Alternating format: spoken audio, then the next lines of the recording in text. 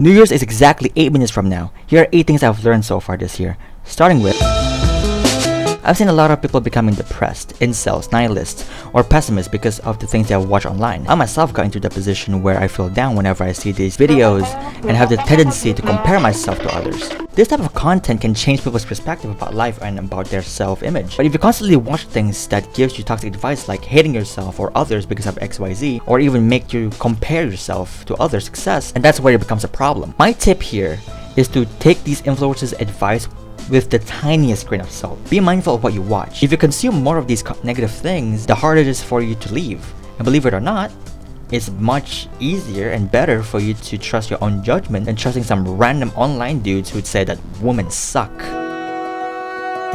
Let's just say you want to get an A for your exam, or you want to make videos for a living. You keep trying and yet nothing. Your grades are still the same or getting worse. Your videos haven't reached a single view or two. Then you start to think that you're just wasting your time, and so you just simply give up.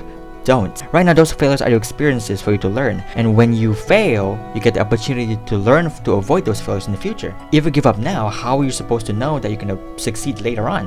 If you're going to say, oh, I'm 100% going to fail this. How are you supposed to know? You just failed like once or twice, and you're gonna give up already? It takes time for anyone to succeed. And for successful people, they failed multiple times, and yet they still come back up and still do it. And there will be people out there who will criticize you or doubt you for anything that you do. Instead of backing down, come back up. Use those criticism as a way for you to feel those motivation and figure out how to be better. And trust me, the wait will be worth it. I've always wanted to be a YouTuber since I was a kid. I also wanted to improve my grades for college. Sometimes I just don't feel like editing or studying, and that's okay. It's okay to take breaks once in a while. But sometimes you just have to push yourself to succeed. And don't push yourself to the point of burning out. But be sure to keep going once you feel rested. My plan usually failed. There were times where I would have thoughts where everything would be in my favor, but in the end, it just doesn't. The truth is, not everything's gonna be in your favor. That's the reality of it. You can dream about being him all you want, but sometimes life goes the other way and you won't get what you want to get. If you want to achieve that thing, you have to work for it. If you don't keep driving, you won't get to your destination, no matter how slow the journey is. There are moments where I failed, and I hate myself for it. But I never questioned why I failed. Usually I just see failure and whine about it for the next 10 days. Maybe sometimes maybe you should garner the skills of, and that is by understanding what went wrong in the first place. That's how we grow as a person. Take some criticism from other people, or see what's wrong with the situation at hand yourself, and see why the issue exists in the first place. I've seen a lot of people working out and doing all this self-improvement stuff because of one simple thing, either because they want to look attractive for women, or even for clout.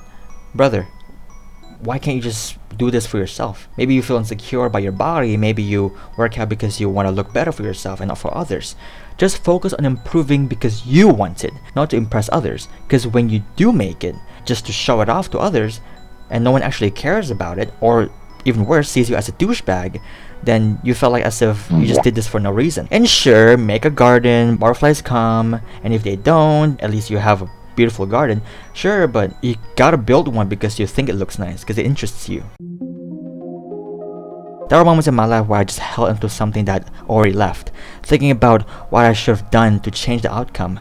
It does suck to experience these things, but holding on to it doesn't bring those people back. It just keeps you stuck in this moment that no longer exists. Once you finally loosen your grip, you make room for something new to enter your life, something that actually stays. Now, this might sound a bit sappy, but hear me out on this. When I was younger, I felt as if I had no one. I felt as if everyone was against me, or they secretly hated me. But after I grew up, I realized that there are so many people out there that do care about me. The new friends that I got, even the teachers, anyone, they do care about me. Even if they don't straight up tell me, the people around you do care. And as a bonus tip, step out of your comfort zone.